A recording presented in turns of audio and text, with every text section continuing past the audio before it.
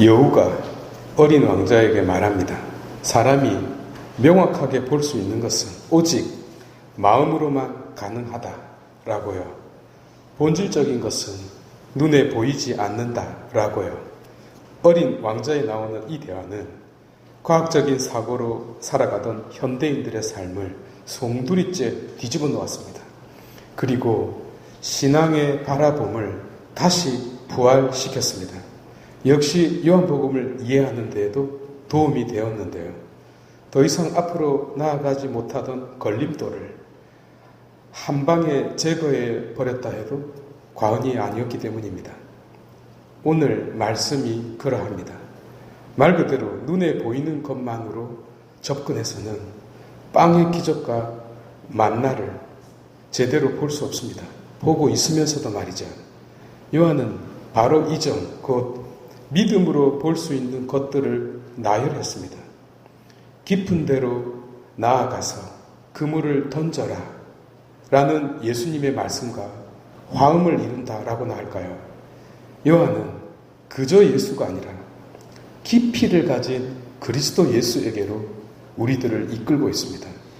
그 옛날 이스라엘의 자유를 위한 대장정의 발걸음, 그 한가운데에 고통과 고난이 있지 않았습니까? 이를 해결해 준 것이 바로 만나였습니다. 사람들은 내리쬐는 광야의 열기 아래에서 불만을 뿜어냈습니다.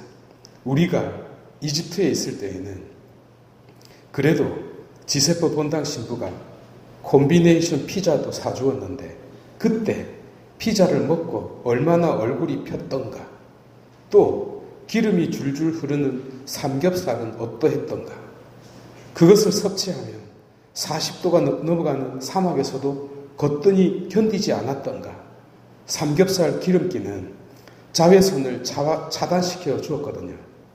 그런데 지금은 어떻습니까? 배가 등짝에 붙었습니다. 너무나도 뒤올빼기 그리워졌네요.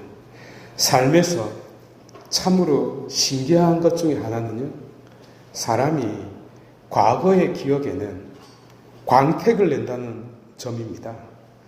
지금 이 순간에는 징징거리고요. 참 희한한 일입니다. 어째서 과거는 도금을 하고 금박을 입힐까요? 사람이 관념론으로 기울어지는 경향이 있기 때문입니다. 생각 속에서는요, 모든 것을 아름답게 만들어버려요. 문제는 지금 이 순간에는 정반대로 임한다는 것입니다. 불평, 불만으로 가득 차 있어요. 그래서 폭력을 행사하고 뒤엎고 갱년기 짜증을 있는 대로 내는 겁니다. 하여 과거는 천국, 현재는 지옥, 미래는 불안, 이렇게 인생이 흘러가는 겁니다. 그는 어디에 살고 있습니까? 과거에 살고 있어요. 금으로 도금한 집에 살고 있습니다. 금박을 입힌 가방을 들고 가장 아름다웠던 청춘의 그 육신으로 지칠 줄 몰랐던 그 시공 속에 살고 있습니다. 가끔씩 미소를 지으면서 말이죠. 그러나 그럴수록 지금 이 순간이 더더욱 비참해질 뿐이라는 사실을 알고 있는지 모르겠네요. 왜 인생의 스승들께서 지금이라는 현재라는 시간을 강조하고 여기라는 공간을 그토록 소중하게 여기라고 가르쳤겠습니까? 지금 내가 참으로 존재하는 곳이, 서 있는 곳이 여기이기 때문입니다.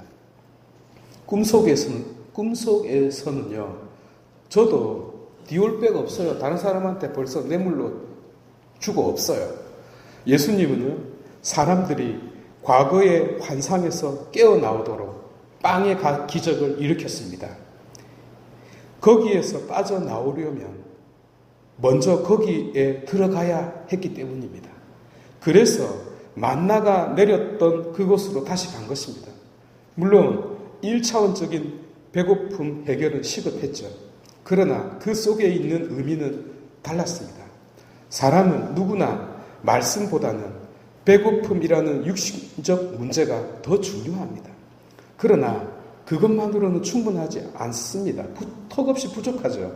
이를 잘 아시고 예수님께서는 당신을 찾는 이들에게 먹는 것을 넘어서서 진정한 배고픔을 채울 수 있도록 더 깊은 배고픔을 느끼게 만들었던 겁니다.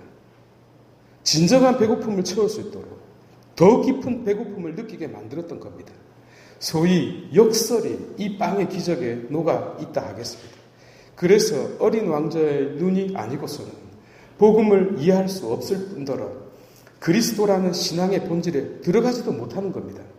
그래서 교회도 사람들도 관심을 갖는 것이 무엇입니까?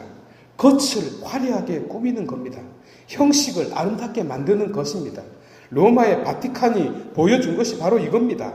속이 빌대로 비어서 겉이 저렇게 화려하게 된 결과가 바티칸입니다, 여러분. 그 바티칸의 모습이 지금 우리의 모습이자 우리의 심장이 아닙니까? 예수님의 말씀과 정반대의 결과 말입니다. 그런데 바티칸만 그렇습니까? 지금 우리는 얼마나 쓸데없는 곳에 에너지를 쏟아붓고 있습니까? 우리와 똑같이 제자들도요, 매우 어려운 상태에 놓여 있었습니다. 그래서 질문을 했는데, 언제 여기에 왔습니까? 라고 묻죠. 이 질문은요, 요한복음 1장 37절에서 40절에 레바이, 어디에 머물고 있습니까? 라는 물음을 연상시킵니다. 그때 예수님께서 와서 보시오 라고 전혀 다른 대답을 하셨습니다. 마찬가지로 우리가 무엇을 해야 합니까? 라고 또 물었어요. 그러니까요, 믿으래요. 음식 이상의 것이 있다는 것, 빵 이상의 것이 있다는 것, 곧 당신이 지금 왜 그들 가운데 계시는지 생각해 보라는 겁니다. 나아가 내 손에 있는 것 말고, 내 손에서 이루어진 것 말고 그 손이 어디에 붙어 있는지, 곧 그 손을 가진 자가 누구인지를 마음의 눈으로 보라는 초대였습니다. 더 이상 이야기해봐야 반복밖에 안 되겠네요. 여러분, 정확하게 구분하는 것은 중요한데요. 빵이 중요합니까, 여러분? 중요하죠. 그러면요, 파리 바게스 가시면 돼요. 술이 중요합니까? 술 안 파는 가게가 어디 있습니까? 무엇이 필요합니까? 물건입니까? 사람입니까? 그저 사람들만 있으면 됩니까? 파리 올림픽에 가보세요. 사람들 천지 삐까리입니다. 누가 필요하죠? 나를 파스카 시켜줄 그리스도 아닙니까?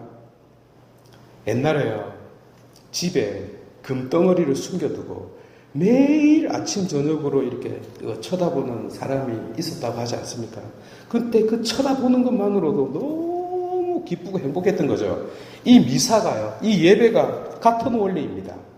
나를 파스카 시켜줄 그리스도를 아침 저녁으로 쳐다보고 기뻐하면서 집에 돌아가는 거예요. 원리가 같아요. 하여 것이 아니라 그 분을 보아야 하는 거죠.